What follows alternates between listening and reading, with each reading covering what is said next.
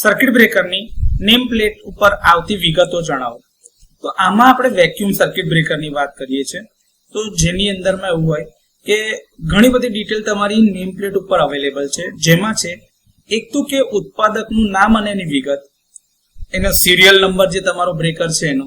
કયા વર્ષમાં બન્યું છે એટલે ઉત્પાદનનું વર્ષ, બ્રેકરનો પ્રકાર, rated making current, rated frequency, rated voltage, rated current, rated short time current,